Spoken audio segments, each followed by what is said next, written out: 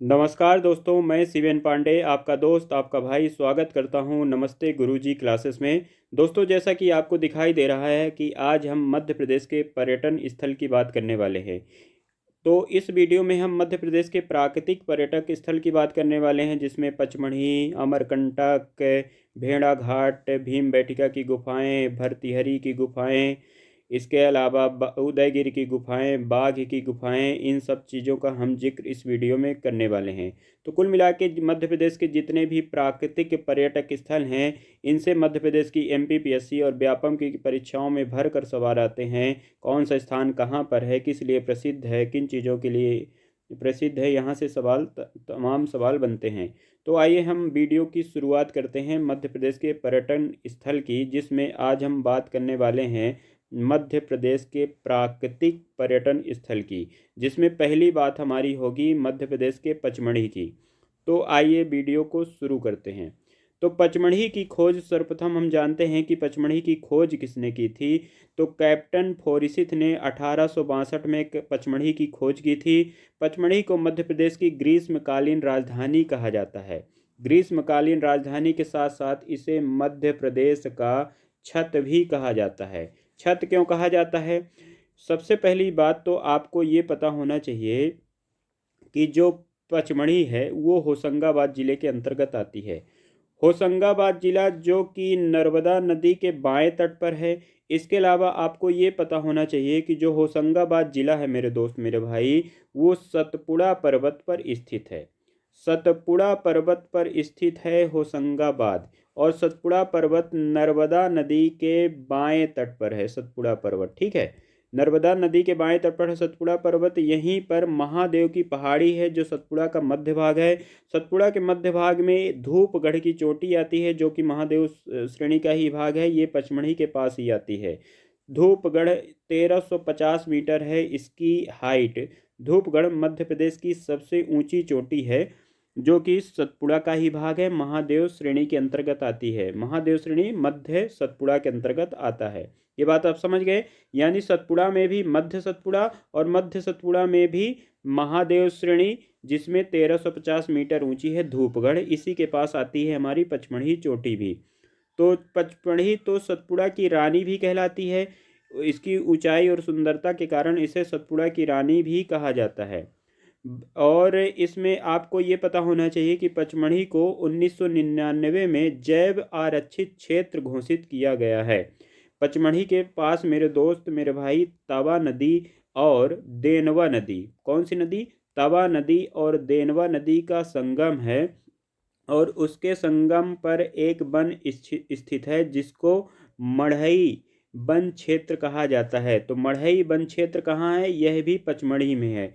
पचमढ़ी यानी होशंगाबाद जिले की बात हम कर रहे हैं मेरे दोस्त मेरे भाई। अगर वीडियो पसंद आए तो इसे लाइक करना, शेयर करना और चैनल को जरूर सब्सक्राइब करना। पचमढ़ी में अन्य दार्शनिक स्थल भी हैं और जो परीक्षाओं में पूछे जाते हैं, जैसे कि हांडी खो की घाटी है, चौरागढ़ है। हांडी खो की घाटी है, चौरागढ़ है, चौरागढ़ चोटी है, जम्बू द्वीप है, मधुमक्खी झरना है, डचेस फॉल है, रजत जलप्रपात है। इन तमाम चीज़ों की बात हम इस वीडियो में करने वाले हैं। रीछ गृह है, जटाशंकर है। इसके अलावा आपका राजेंद्रगिरी है, राजेंद्रगिरी उद्यान है, महादेव पहाड़ी है, अप्सरा गुफा है, बेगम पैलेस है, संगमटूर है, प्रियदर्शनी पायरोट है। और इस डचेस फॉल जो कि पर्वतीय जलप्रपात है, डचेस फॉल की बात हम करेंगे। मध्य प्रदेश में पर्वतीय जलप्रपात भी मध्य प्रदेश के पचमढ़ी के अंतर्गत पाए जाते हैं, ठीक है। यानी होशंगाबाद जिले में पांडव गुफा है, हारपर गुफाएं हैं और भारत मीर गुफा है, सरदार गुफा है, द्रौपदी कुटी है, द्रौपदी कुटी भवन है, रोमन कैथोलिक चर्च है यहीं पर। रोमन कैथोलिक चर्च परीक्षाओं में पूछा गया है। सुषमासा भी स्थित है। और सतपुड़ा राष्ट्रीय उद्यान, सतपुड़ा राष्ट्रीय उद्यान भी होशंगाबाद जिले के अंतर्गत आता है। तो ये मध्य प्रदेश का प्रमुख पर्यटक स्थल है, जरूर घूमने लायक है। तो हमने ये जाना कि मध्य प्रदेश का जो पचमढ़ी पर्यटक स्थल है वो होशंगाबाद जिले के अंतर्गत आता है और यह सतपुड़ा की रानी भी कहलाता है। पचमढ़ी को हमने यह भी जाना कि पचमढ़ी को सतपुड़ा की रानी और इसके साथ साथ मध्य प्रदेश की ग्रीष्मकालीन रानी ग्रीष्मकालीन राजधानी और मध्य प्रदेश की छत भी कहा जाता है। आइए नेक्स्ट स्लाइड पर चलते हैं। तो हमारा अगला पर्यटक स्थल है मेरे दोस्त मेरे भाई अमरकंटक। अमरकंटक मध्य प्रदेश का प्रमुख पर्यटक स्थल है और इसे 2005 में कब इसे 2005 में पवित्र नगर घोषित किया गया। ठीक है, मध्य प्रदेश सरकार के द्वारा इसे 2005 में पवित्र नगर घोषित किया। इसके अलावा 2005 में ही यहाँ पर स्थित अचानक मार्ग को जैव आरक्षित क्षेत्र घोषित किया गया। तो अमरकंटक के बारे में दो तीन चीज़ें आपको पता होना चाहिए मेरे दोस्त मेरे भाई। पहली बात तो अमरकंटक अनूपपुर जिले में है। कौन से जिले में? अनूपपुर जिले में है अमरकंटक। और अमरकंटक किस पर्वत के अंतर्गत आता है ये भी काफ़ी कन्फ्यूजिंग है। तो अनूपपुर एक ऐसा जिला है जहाँ पर सतपुड़ा पर्वत और विंध्याचल पर्वत, कौन सा? विंध्याचल पर्वत और सतपुड़ा पर्वत। विंध्याचल में भी कैमूर वाली शाखा और सतपुड़ा में भी कौन सी? मैकाल वाली शाखा आकर आपस में मिलते हैं। तो जो अमरकंटक है वो सतपुड़ा पर्वत की मैकाल श्रेणी के अंतर्गत आता है। मेरे दोस्त मेरे भाई, मैं ये बताना चाहता हूँ आपको कि अमरकंटक सतपुड़ा पर्वत के अंतर्गत है। सतपुड़ा पर्वत का जो आपका पूर्वी विस्तार है, कौन सा पूर्वी विस्तार है? वो मैकाल कहलाता है, मैकाल श्रेणी। सतपुड़ा पर्वत का जो पूर्वी विस्तार है वो मैकाल श्रेणी कहलाता है और मैकाल श्रेणी में ही स्थित है अमरकंटक। यहीं से निकलती है नर्मदा नदी। तो नर्मदा नदी को मैकल सुता भी कहा जाता है। सुता यानी पुत्री। नर्मदा नदी को मैकल सुता कहा जाता है। इस कारण से हम कह सकते हैं स्पष्ट रूप से कि जो अमरकंटक है वो मध्य प्रदेश के सतपुड़ा पर्वत के पूर्वी विस्तार यानी कौन सी? मैकल पहाड़ी पर स्थित है। ठीक है, ये बात समझ में आ गई ना। तो जो सतपुड़ा पर्वत में स्थित चोटी है अमरकंटक, उसमें कई दर्शनीय स्थल हैं, जैसे नर्मदा नदी का उद्गम है, नर्मदा कुंड है। नर्मदा कुंड सतपुड़ा पर्वत में मैकाल श्रेणी में अमरकंटक में माई की बगिया जो कि सरस्वती सरोवर में भगवान शंकर के पसीने से निकलती है। ठीक है, वहाँ से निकलती है, नर्मदा नदी का उद्गम होता है। इसके अलावा माई की बगिया हमने देखा ही, चरणोदक कुंड देखा, दुग्ध धारा, कपिल धारा, इसके अलावा लक्ष्मण धारा, पंचधारा जलप्रपात, ये सब अनूपपुर जिले में हैं, नर्मदा नदी पर बनाए गए हैं। जलेश्वर महादेव मंदिर है, सबरी माता का मंदिर है, कर्ण मंदिर है, सूर्य नारायण मंदिर है, बागेश्वर मंदिर है, कार्तिकेय मंदिर है, गुरु गोरखनाथ मंदिर है, 11 रुद्र मंदिर है, सर्वोदय जैन मंदिर है, कबीर चबूतरा आदि स्थल हैं जो मध्य प्रदेश में अमरकंटक में घूमने योग्य पर्यटक स्थल हैं। भेड़ा घाट की बात करें तो ये भी नर्मदा नदी के किनारे स्थित एक घाट है। भेड़ा घाट जो मध्य प्रदेश में जबलपुर जिले के अंतर्गत आता है। जबलपुर में है भेड़ा घाट जो संगमरमर की नगरी भी कहलाता है। पूरा संगमरमर का क्षेत्र है। नर्मदा नदी का पानी यहाँ आज भी रुदन करता हुआ महसूस होता है, ऐसा हमको पढ़ने को मिलता है। इसके अलावा जो नर्मदा नदी का ये घाट है भेड़ा घाट, वो भृग ऋषि की कर्मस्थली मानी जाती है। भृग ऋषि की कर्मस्थली मानी जाती है भेड़ा घाट को। ठीक है, ये बात आपको पता होनी चाहिए। इसके अलावा भेड़ा घाट में जो पर्यटक स्थल हैं वो है धुआंधार जलप्रपात, 64 योगिनी का मंदिर, बंदर कुंदरी, ग्वारी घाट, लमेठा घाट, तिलवारा घाट, पंचवटी घाट, गांधी स्मारक मदन, ये सब नर्मदा नदी के किनारे स्थित हैं। तिलवारा घाट में महात्मा गांधी की अस्थियों का विसर्जन किया गया है। ये बात इम्पोर्टेंट है कि तिलवारा घाट में महात्मा गांधी की अस्थियों का क्या किया गया है? विसर्जन किया गया है। नेक्स्ट बढ़ते हैं हम अपने वीडियो में। तो अगला है भीम बैठिका की गुफाएं।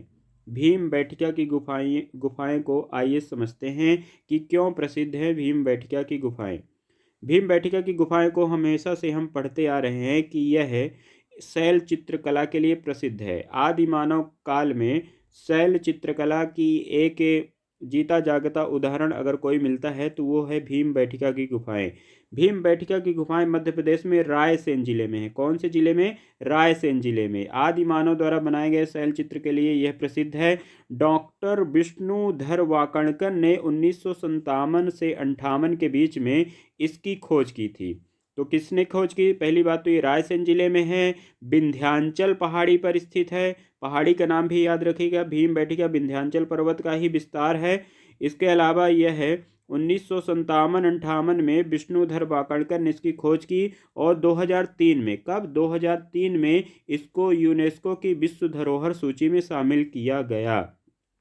ये गुफाएं मध्य प्रदेश की प्राचीनतम संस्कृति का प्रतिनिधित्व करती हैं। पूर्व पाषाण कालीन गुफाएं हैं, ये हमने जिक्र कर लिया, जिनकी कुल संख्या 600 है। इन गुफाओं की दीवारों में आदिमानव ने अपनी सृजनात्मक कलाओं की अभिव्यक्ति की है। कठिन हो गया होगा, कुल मिला के आपको याद करना है कि यहाँ आदिमानवकालीन शैल चित्र कला के लिए यह गुफा प्रसिद्ध है और इसकी खोज डॉक्टर विष्णुधर वाकणकर ने 1957-58 में खोज की।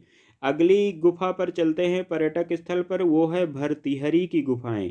भर्तृहरि की गुफाएं भी परीक्षा की दृष्टि से इम्पोर्टेंट है। आइए इसके बारे में हम चर्चा करते हैं। तो ये भर्तृहरि की गुफाओं के बारे में कुछ है, हमने एक फ़ोटो ले रखी है जिसमें बताया गया है कि भर्तृहरि की गुफाएं मध्य प्रदेश में उज्जैन जिले से लगभग 12 किलोमीटर की दूरी पर कलिया देह महल के समीप स्थित हैं। यानी यह गुफा उज्जैन जिले में है, पहली बात तो ये याद रखनी चाहिए। तो 12 किलोमीटर की दूरी पर उज्जैन में ही कलिया देह के समीप भर्तृहरि गुफाओं का निर्माण किसने किया था? राजा भर्तृहरि की स्मृति में परमार वंश के राजाओं के द्वारा 11वीं सदी में कराई गई थी। यानी राजा भर्तृहरि की याद में 11वीं शताब्दी में परमार वंश के राजाओं के द्वारा इस गुफा का निर्माण कराया गया। इन गुफा की कुल संख्या 9 है ना? कुल संख्या 9 है, लेकिन वर्तमान में 5 गुफाएं ही अस्तित्व में हैं। गुफाएं रंगीन चित्रों के लिए प्रसिद्ध हैं। किन चित्रों के लिए? तो रंगीन चित्रकला के लिए ये गुफाएं प्रसिद्ध हैं।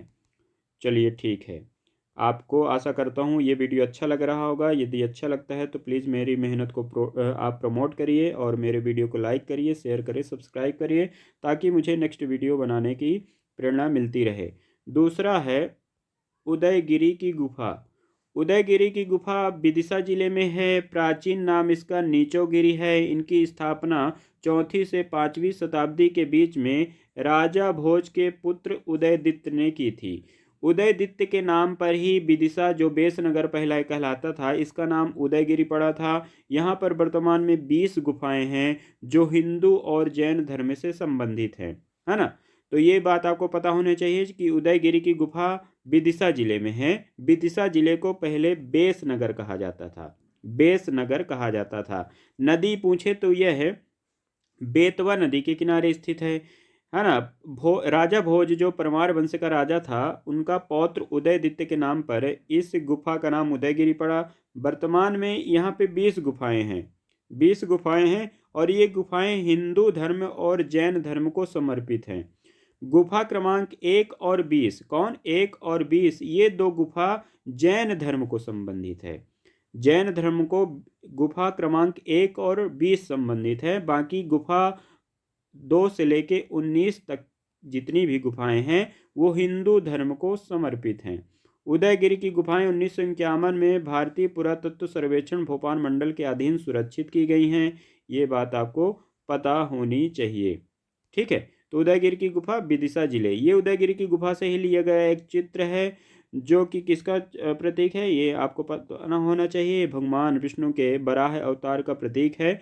तो यहाँ पर लिखा है गुप्त वंश के शासकों के द्वारा 425 से 426 में उत्कीर्ण की गई हैं इस गुफाओं में चित्र, और यहाँ पे कुमार गुप्त प्रथम के शासनकाल का भी अभिलेख प्राप्त होता है, ठीक है? फिर इसके बाद मैंने लिखा है कि जिसमें शंकर नाम के व्यक्ति द्वारा गुफा के प्रवेश द्वार पर जैन तीर्थंकर पार्श्वनाथ की मूर्ति प्रतिस्थापित किए जाने का संबंध है। पार्श्वनाथ का संबंध जैन धर्म से है, ये बात आपको तो पता होनी चाहिए। चलिए आगे बढ़ते हैं।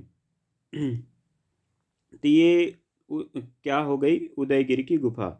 उदयगिरी की जो प्रथम गुफा है उसमें 3 दिशाओं में शैलकृत, 3 दिशाओं में शैलकृत और एक दिशा में खंडों से बनी हुई गुफा है। सूरज गुफा कहा जाता है इस गुफा को। तो गुफा क्रमांक 1 को सूरज गुफा कहा जाता है, जो 7 फीट लंबा और 6 फीट चौड़ी है। इस गुफा की लंबाई 7 फीट लंबी है और 6 फीट चौड़ी है। चौथी जो गुफा है, शिवलिंग की प्रतिमा स्थापित है इस गुफा में। इसके प्रवेश द्वार पर मनुष्य बीणा वादन करते हुए दिखाया गया है, जिसके कारण इस गुफा में बीन की गुफा कहा जाता है। बीणा वादन के कारण इस गुफा को बीन गुफा कहा जाता है, यानी गुफा क्रमांक 4 को बीन की गुफा के नाम से जाना जाता है। यहाँ शिवलिंग की प्रतिमाएं हैं। इस गुफा की लंबाई 13 फीट है और 13 फीट 11 इंच लंबी है ये गुफा, और 11 फीट 8 इंच चौड़ी है। ठीक है। इसके अलावा पांचवी गुफा की बात करें तो पांचवी गुफा में ये प्रसिद्ध गुफा है। यहाँ पर विष्णु के बराह अवतार का चित्र बना हुआ है। जो भी हमने देखा, ये मूर्ति जो हमने देखी, ये विष्णु के बराह अवतार की है, जो गुफा क्रमांक 5 में है। ये बात आपको स्पष्ट रूप से याद होनी चाहिए। तो गुफा क्रमांक 5 में विष्णु के बराह अवतार का चित्रण किया गया है। इसके अलावा इसकी लंबाई 22 फीट है और 12 फीट 8 इंच चौड़ी है। 13वीं गुफा की बात करें तो 13वीं गुफा में शंख लिपि उत्कीर्ण है, प्राचीनतम लिपियों में से एक है। शेष शाही विष्णु की मूर्तियों के लिए प्रसिद्ध है, मतलब अन्य गुफाएं विष्णु के लिए प्रसिद्ध है, विष्णु के लिए विशेष रूप से प्रसिद्ध है। बाघ की गुफाओं की यदि हम बात करें तो बाघ की गुफाएं धार जिले के कुछी तहसील में नर्मदा की सहायक नदी बाघ नदी के किनारे स्थित है। ये गुफाएं बौद्ध धर्म को समर्पित हैं। इसके अलावा 5वीं से 7वीं गुफाओं की जो गुफाएं हैं, ये बौद्ध गुफाएं हैं जो 5वीं से 7वीं शताब्दी में बनी हैं, है ना। बाघ की गुफाएं अजंता की गुफाओं के समकक्ष हैं, यानी अजंता यानी महाराष्ट्र की बात करें तो बाघ की गुफाएं हैं जो मध्य प्रदेश में धार जिले में स्थित हैं। वो गुफा मध्य प्रदेश की धार जिले की गुफा जो 5वीं और 7वीं शताब्दी की गुफाएं हैं, वो अजंता की गुफाओं के टाइम की हैं। राष्ट्रकूटों के द्वारा जो अजंता की गुफाएं महाराष्ट्र में स्थित हैं, बनवाई गई थी, वो बाघ की गुफाएं उन्हीं के समकालीन हैं। आइए नेक्स्ट बात करते हैं। तो 1818 में डेगरफील्ड ने 1818 में डेगरफील्ड ने इन गुफाओं की खोज की थी। 1818 में डेगरफील्ड ने। कुल संख्याएं 9 हैं। वर्तमान में 5 गुफाएं ही अस्तित्व में हैं। बाघ की गुफाएं अपने रंगीन भित्ति चित्रकला के लिए प्रसिद्ध हैं, ये बात हो चुकी है। चित्रकारी में फ्रेस्को मुगल प्रिंटिंग कहा जाता है ना। इन गुफाओं में की गई चित्रकारी को फ्रेस्को मुगल प्रिंटिंग कहा जाता है। बाघ की गुफाओं के भित्ति चित्रों की वर्ष 1920 में चित्रकार मुकुल डे तथा 1921 में हालदर नंदलाल एल एन भावसार, बहुत बड़ा नाम है, एवं मिर्जा इस्माइल बेग जैसे प्रसिद्ध चित्रकारों ने प्रतिलिपि तैयार की थी।